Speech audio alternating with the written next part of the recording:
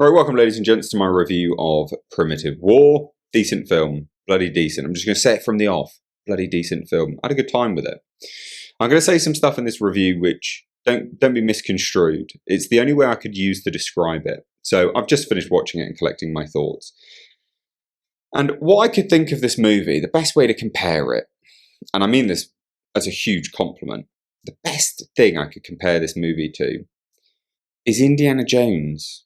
Now, bear with me, just hold your horses for 5 seconds. So Indiana Jones, right? Indiana Jones would go off to raid a tomb somewhere or go look at some kind of artifact somewhere along the line.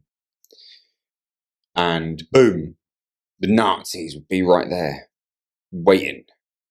And then what would happen is you'd sort of get into some pseudo spiritual, hyper-religious, cross sci-fi adventure, wouldn't you, really? That's kind of what you'd get with Indiana Jones, right?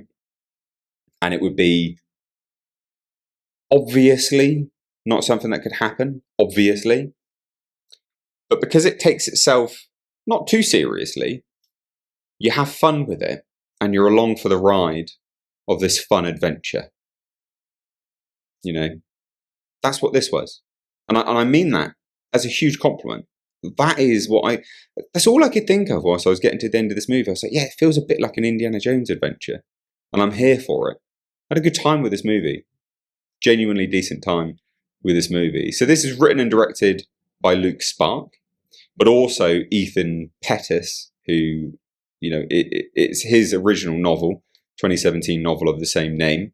And then they adapted it. I presume Luke got the rights somehow off of him, and adapted it and had him on board to do some of the script treatment. But effectively, what this movie is set in the Vietnam War.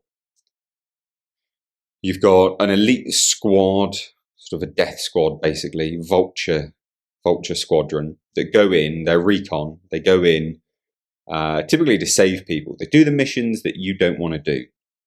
That are basically suicide missions, effectively. They get sent in to find some missing Green Berets, and before you know it, you've got bloody Russian experiments with wormholes being thrown in, and you're like, wow, I wasn't expecting that, but hey, mate, I'm here for it. It was really good fun. It was genuinely good fun. And I couldn't help but wonder, well, not wonder, but I couldn't help but think to myself was, you know, the budget to this movie is small. Obviously, you know, it's a small budget movie. It's not a big budget film. But this film, the trailer caught most people off guard, and most people were primed, ready to go for this kind of film. It is a low budget, entertaining movie, which is what films need to be. They need to be primarily entertaining first and foremost, right? That's all a film needs to be. You know, paramount is for it to be entertaining. This whole agenda or message stuff, that comes second or third or fourth or fifth, or sometimes not even at all. The movie has to be entertaining. And people were really primed for this, and they got behind it. And I think it shows. You know, you can see that Luke put a lot of work into this movie.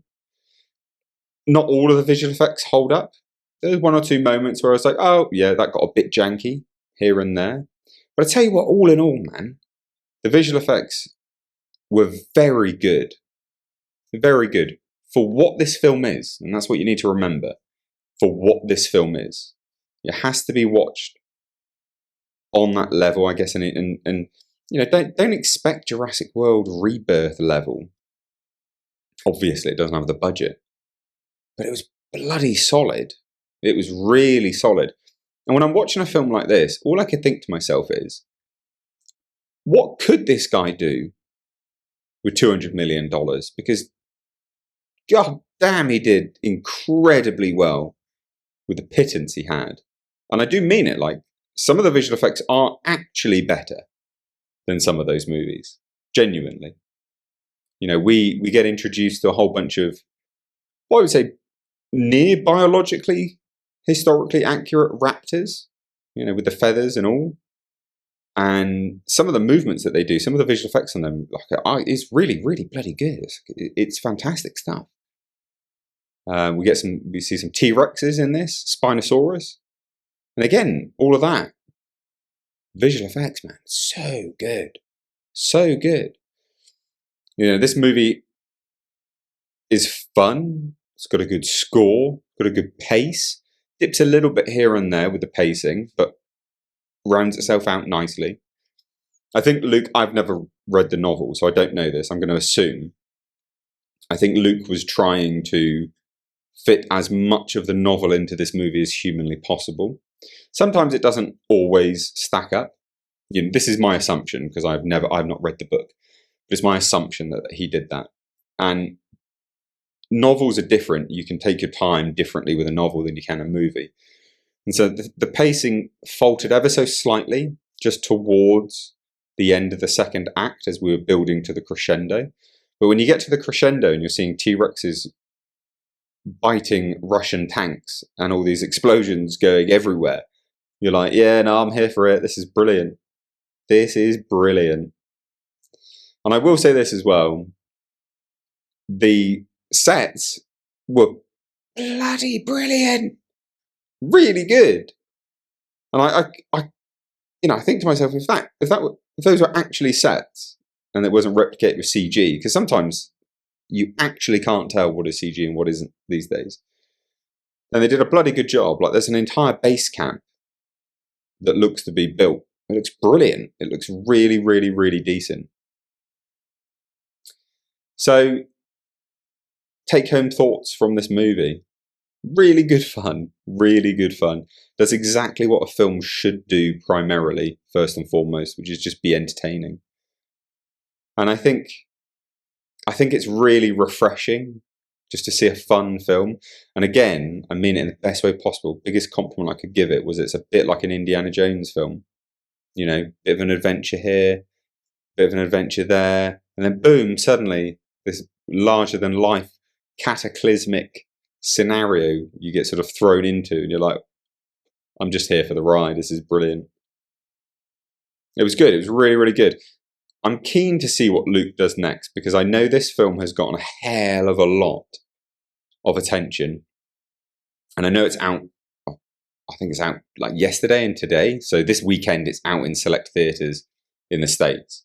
And I would encourage you to watch it on a really big screen with good sound, i.e. in a theatre, because it was decent and it's well worth your money. Like, I think you'd have a good time watching this film. Genuinely. It does, like I said, it does dip a little bit towards the second act. Pacing struggles a little bit. I'm not going to fawn over this movie. I'm not just going to completely fawn over it. It's not perfect. But first and foremost, it's refreshing because it's entertaining. And I'm sold on that just from that metric, to be fair. The visual effects were solid. The acting was all in all pretty good. There were some pretty questionable Russian accents. Again, very similar. And this is the other thing I could think of. Very similar to how some of those German accents in Indiana Jones, you were like, oof, that's a bit bad.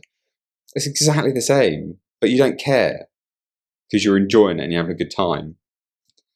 So I would encourage you to watch it if you can find it in a theatre. Genuinely, it's a pretty decent movie. Well worth your time. It's just fun. It's a fun movie. The visual effects are good, if not great at some points. Genuinely, actually great at some points. And the score is great. They managed to get the licenses to some great songs from that period of time, which are quintessential Vietnam songs, I guess. So there you go. There's my review. If you've watched it, let me know what you thought. Cheers. Take care. Bye-bye now.